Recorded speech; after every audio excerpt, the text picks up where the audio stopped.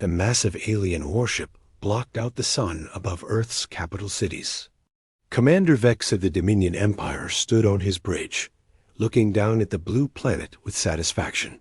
His species had conquered 1,000 worlds, and this primitive planet would be number 1001. Send the message, Vex ordered his communication officer. The ultimatum was simple. Earth had 24 hours to surrender unconditionally. The Dominion would take half of humanity as slaves, harvest Earth's resources, and leave the rest to serve as a farming colony. It was generous by Dominion standards. Most species got worse terms. Down on Earth, President James Walker sat in the emergency bunker with his military advisors. General Tom Miller, a veteran of 3 wars, read the alien demands with a strange smile on his weathered face. They think we're weak, Miller said quietly. They see our divided nations, our old technology compared to their ships, and they assume we'll break. Our weapons can't even scratch their shields, Admiral Lisa Brown pointed out. Their technology is centuries ahead.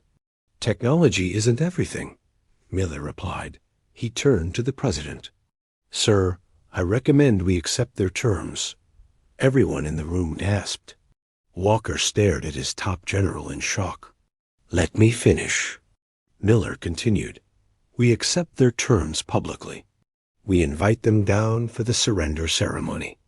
And then we show them what humanity really is. The president leaned forward. What do you have in mind? Miller pulled out a classified folder marked with red stripes. Project Hellfire. We've been preparing for this day since we first detected alien signals 50 years ago. Every nation contributed. In secret, we knew this day would come. He opened the folder, revealing plans that made even the hardened military officials pale. Weapons that violated every treaty humans had ever signed with each other. Biological weapons that could adapt to any DNA. Nuclear mines hidden in every major city, ready to turn Earth itself into a weapon. Sleeper ships already launched to carry revenge to enemy worlds if Earth fell. They expect surrender, Miller said. They'll get something else entirely. Humanity didn't survive ice ages, plagues, and world wars by being reasonable. We survived by being the most dangerous species on our planet. Time to remind the universe why. Walker stood up slowly. Send the acceptance message. Tell them we surrender. Invite their leaders to New York for the ceremony. As the message went out, Miller made calls to hidden facilities around the world. In underground bunkers, scientists activated weapons that should never exist. In secret, military bases, soldiers prepared for operations that had no rules. In civilian centers, ordinary people received coded messages that meant one thing: total war. Commander Vex received Earth's surrender with satisfaction. Pathetic, he laughed. They didn't even last the full 24 hours. Prepare my shuttle. I want to see their leader kneel personally. His second-in-command looked uncertain. Sir, shouldn't we scan for weapons first? What weapons? Vex scoffed. They still use chemical rockets. Their most powerful weapons are nuclear, which our shields can handle easily. These humans are prey, nothing more. But in Earth's oceans, submarines moved into position carrying weapons that weren't nuclear, but something worse. In orbit, satellites that looked like communication relays aligned themselves with Dominion ships. And in New York, the surrender ceremony venue was being prepared with very special arrangements. General Miller stood on the roof of a building, watching the alien shuttles descend. His aide, Captain Robert Young, stood beside him. Sir, are you sure about this? Once we start, there's no going back. Miller's expression was grim. Captain, they gave us 2 choices, slavery or death. But humans have always been good at finding a third option. We choose war. Not the clean war they expect, but the kind of war that will make the galaxy whisper humanity's name in fear for the next 1,000 years. The shuttles landed. The ceremony was about to begin. And humanity was about to show the universe that sometimes the most dangerous predator is the one that looks like prey. Commander Vex stepped out of his shuttle onto the platform erected in Times Square. His 12-foot frame towered over the human delegation waiting below. His 4 arms moved gracefully as he descended, each motion calculated to display superiority. Behind him, 50 Dominion warriors followed, their plasma weapons casually displayed. President Walker stood at the podium, appearing defeated. General Miller flanked him, along with what seemed to be a small, unarmed honor guard.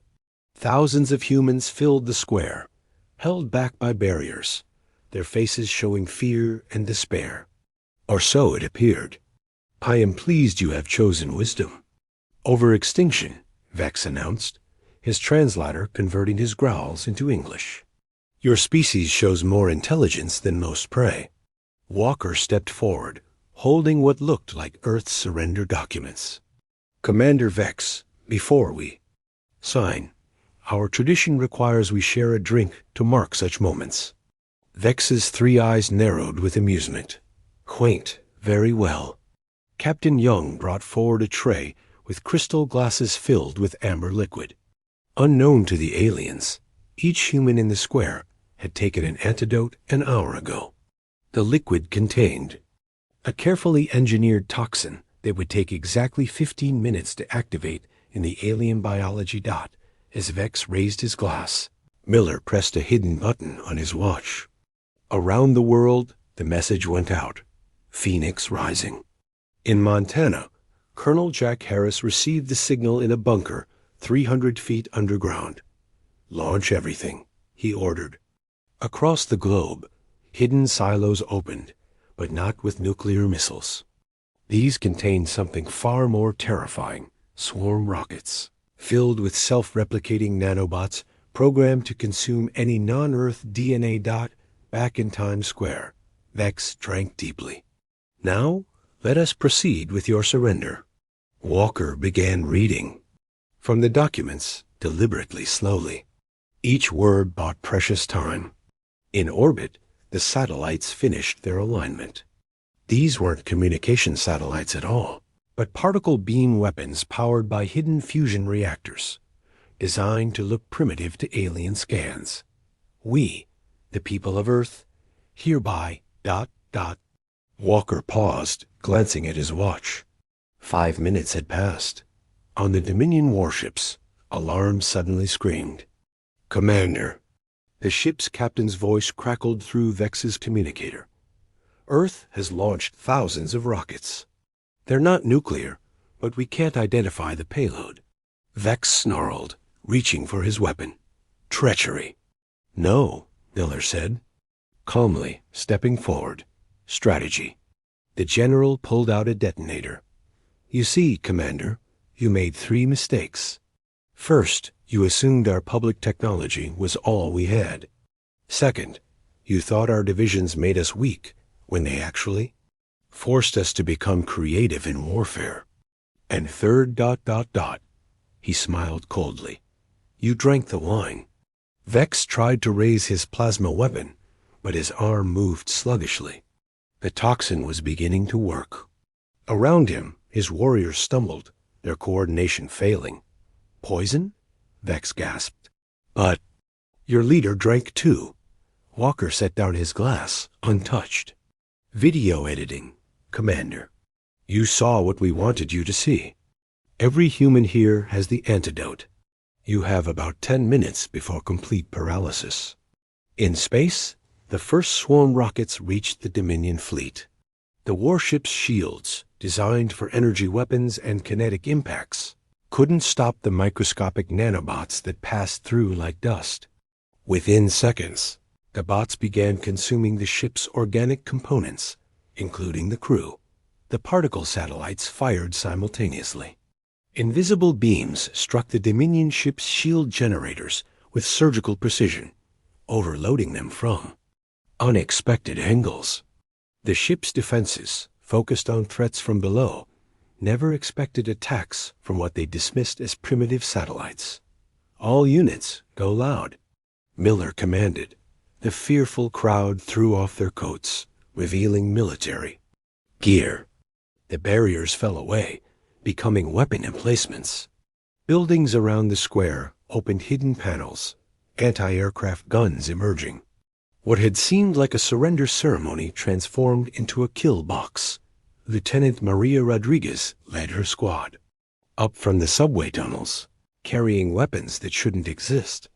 Plasma rifles reverse-engineered from captured alien technology, combined with human innovations that made them twice as deadly. Vex fell to his knees, his nervous system failing. You're monsters. No, Walker said, standing over the dying commander. We're humans. We spent our entire history perfecting the art of killing each other. You think that made us weak? It made us experts. And now, thanks to you, we're united for the first time in history. The president activated his own communicator, broadcasting on all Dominion frequencies. To all Dominion forces, your commander is dead. Your fleet is being consumed by our weapons. You expected surrender. Instead, you've awakened something that should have been left alone. Run. Tell your empire that Earth is off limits. Because if you come back, we won't just defend. We'll follow you home. 3 hours after the failed surrender ceremony, Earth's true military might revealed itself. General Miller stood in the command center, watching dozens of screens showing operations worldwide. What the aliens had thought was humanity's weakness. Its division into nations had actually been its strength. Each country had developed different approaches to the alien threat. In Russia, Colonel Anna Petrov initiated Operation Winter Storm. A Siberian tundra split open, revealing massive railguns that had been built in secret over 2 decades. These weapons didn't fire conventional rounds, but compressed antimatter pellets, each one capable of vaporizing a city-sized ship. Targets acquired, Petrov reported. 15 Dominion cruisers in low orbit. Fire, Miller commanded. The railguns discharged with thunderous roars that shook the ground for miles. The antimatter pellets shot upward near light speed, too fast for the alien point defenses to track. The first cruiser simply ceased to exist, converted entirely into energy. The explosion was visible from Earth's surface, a new sun that lasted 3 seconds. Meanwhile, in Japan, Dr. Kenji Tanaka activated his country's contribution, Project Kitsune. Thousands of stealth drones, each no bigger than a sparrow, launched from hidden facilities. These drones carried a special payload, a computer virus written in quantum code that adapted to any system it encountered. The drones attached to Dominion ships like Remoras, injecting the virus directly into their systems. Within minutes, the alien vessels began firing on each other, their IFF systems corrupted beyond repair. The mighty Dominion fleet was tearing itself apart. In orbit, Lieutenant Commander David Brown led Earth's secret space force, ships built inside hollowed-out asteroids, invisible to alien sensors. These weren't elegant vessels, but brutal weapons designed for one purpose: killing. All ghost units, engage at will, Brown commanded. 30 human ships emerged from their hiding spots, accelerating on fusion drives directly at the Dominion formation. The aliens, dealing with antimatter attacks from below in their own compromised vessels, didn't notice until too late. The human ships didn't fight with honor or rules. They rammed smaller vessels, deployed mines in escape routes, and used tactics considered war crimes by galactic standards. But Earth hadn't signed any galactic treaties. On the Dominion flagship, Sub-Commander Crix watched the tactical display in horror. Half their fleet was gone in less than an hour. This is impossible. They're primitives. His science officers. Scanner beeped urgently. Sir, detecting massive energy buildup from Earth's moon. The moon's surface cracked open in a dozen places. Humanity's ultimate contingency emerged. mass drivers that had been built by robots over 50 years, hidden beneath lunar dust. Each one fired projectiles of compressed matter at significant fractions of light speed. Evasive action! Crix screamed. But it was too late. The projectiles, guided by quantum entanglement communicators that couldn't be jammed, found their targets with perfect accuracy. Dominion ships crumpled like tin cans, their advanced shields useless against pure kinetic energy. At relativistic speeds, back on Earth, the second phase began. Major Alex Thompson led the counter-invasion force. Using captured Dominion shuttles, human soldiers boarded the remaining alien vessels. But these weren't ordinary soldiers. They were volunteers who had undergone genetic modification, making them living weapons. Thompson's team breached the flagship's hull. The Dominion warriors inside, expecting humans to be weak in close combat, met something else entirely. The modified humans moved faster than should be possible, their reinforced bones deflecting energy blasts, their blood containing acids that ate through alien armor. "Secure the bridge," Thompson ordered, his voice calm as he snapped an alien. Warrior's neck with enhanced strength dot in New York.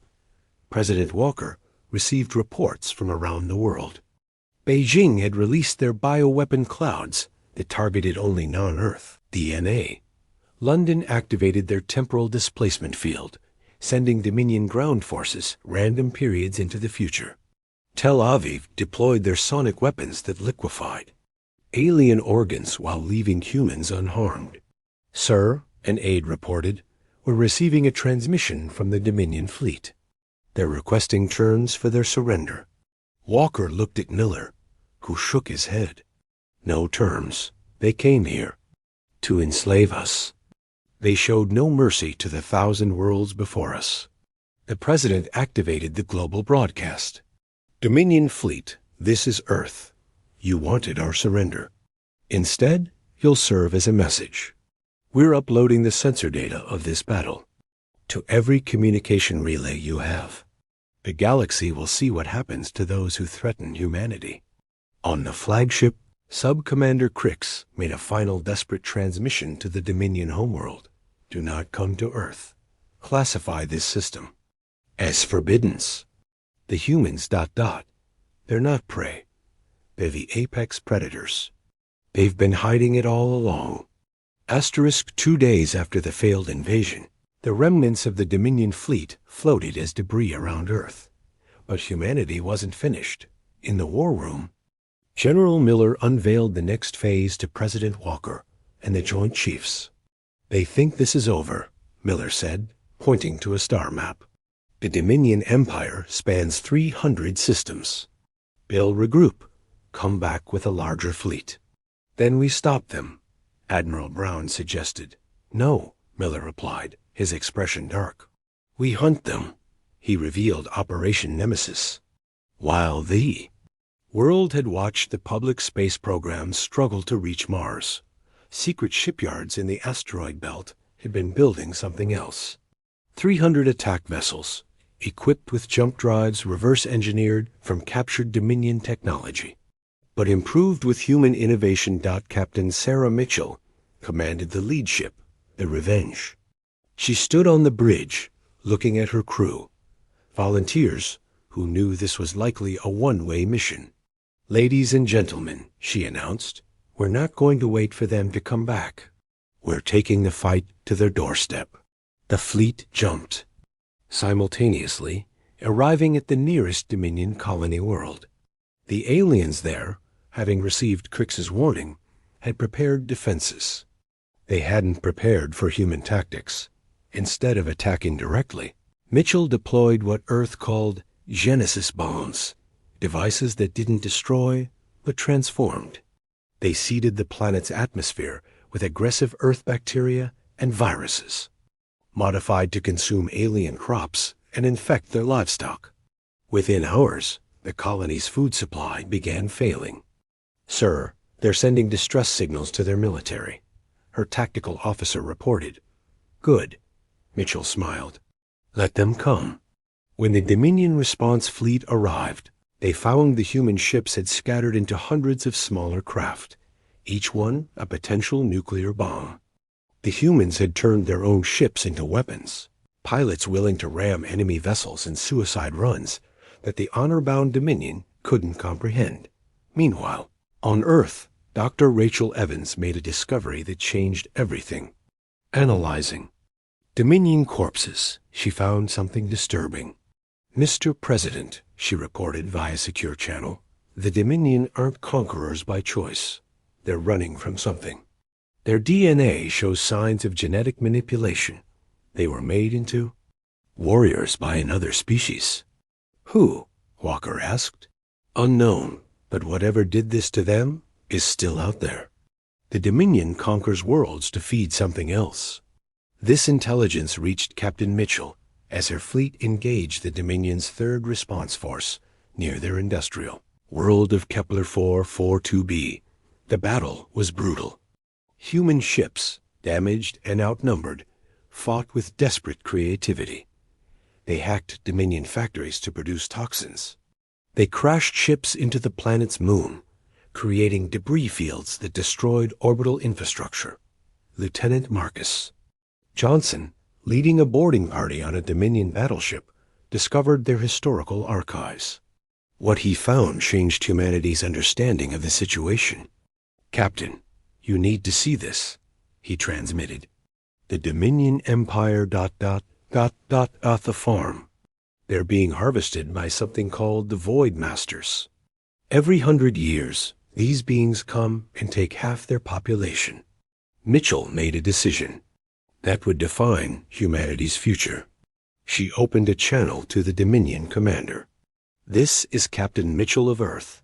We've discovered your secret. You're slaves, just like you tried to make us."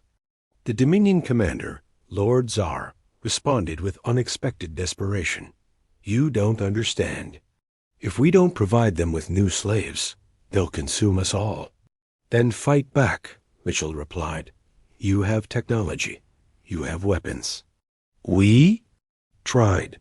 They destroyed 3 of our core worlds in minutes." Mitchell looked at her crew. Humanity had a choice: destroy the Dominion and face these Void Masters alone, or do something unprecedented. "Lord Czar, I'm transmitting data on human warfare tactics. Study them. Learn them. Because when these Void Masters come, you're going to need our kind of brutality."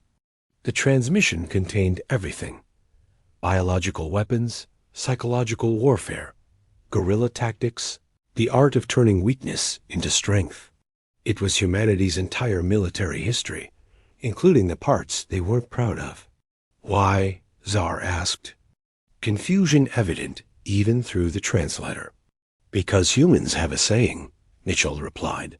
"The enemy of my enemy is my friend. And because when the real monsters come, you'll want us on your side."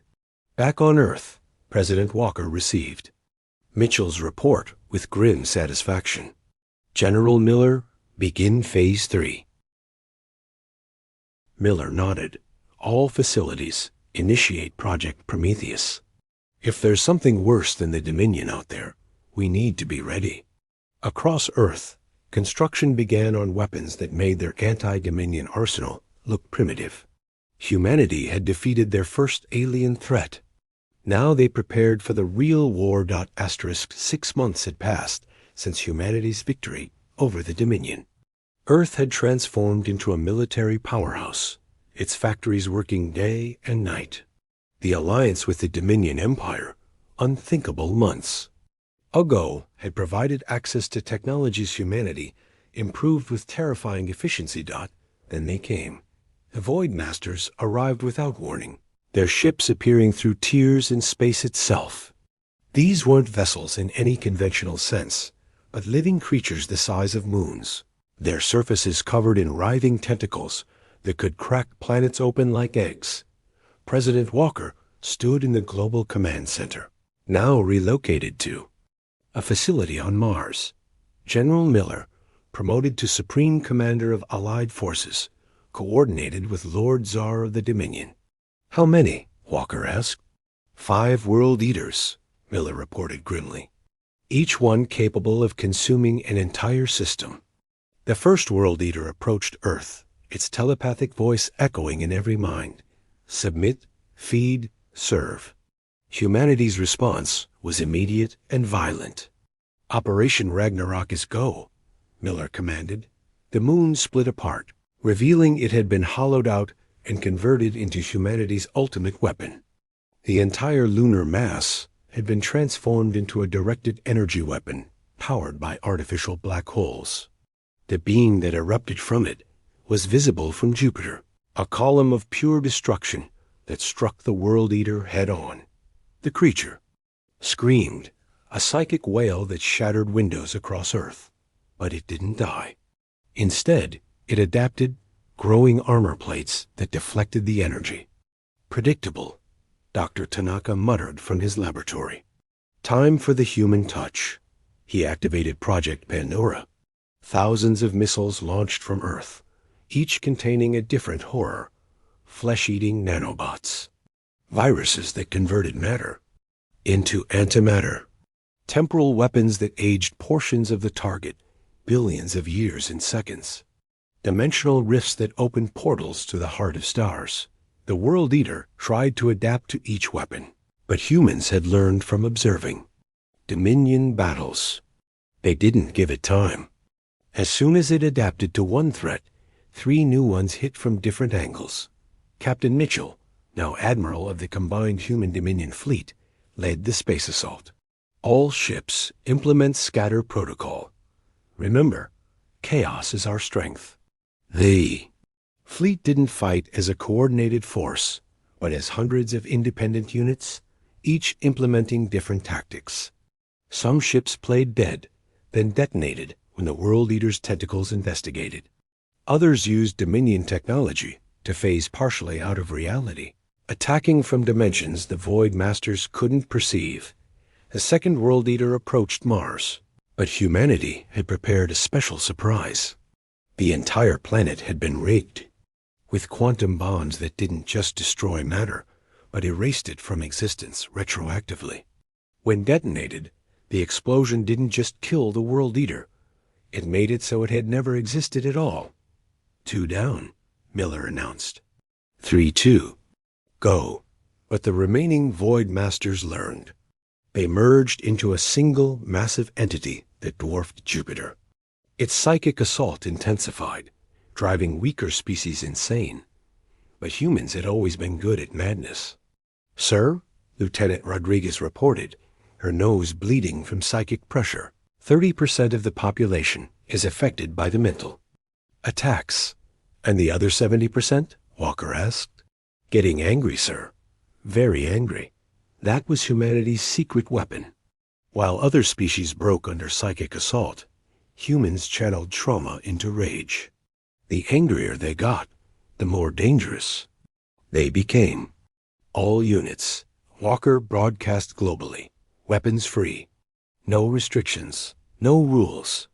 Show them why Earth's children are the monsters other monsters fear. What followed couldn't be called a battle. It was systematic brutality on a scale the galaxy had never seen. Humans detonated stars to create supernovas. They opened black holes inside the creature.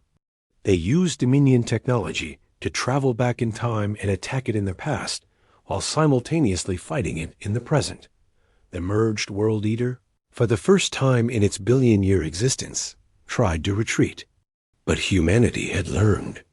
From every war, every conflict, every moment of violence in their history, they pursued, harried, and hunted with relentless determination. Finally, Dr. Evans deployed humanity's last resort, a virus that didn't attack the body, but the concept of existence itself. It spread through the World Eater, unmaking it thought by thought, memory by memory, until even the idea of it faded from reality. As the last Void Master dissolved into nothingness, the galaxy held its breath.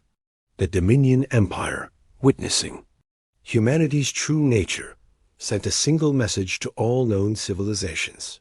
Earth is protected. Earth is the guardian. Disturb them at your peril. President Walker addressed the human race and their new allies. We didn't choose to be warriors. But when the universe knocked on our door with chains, we answered with fury.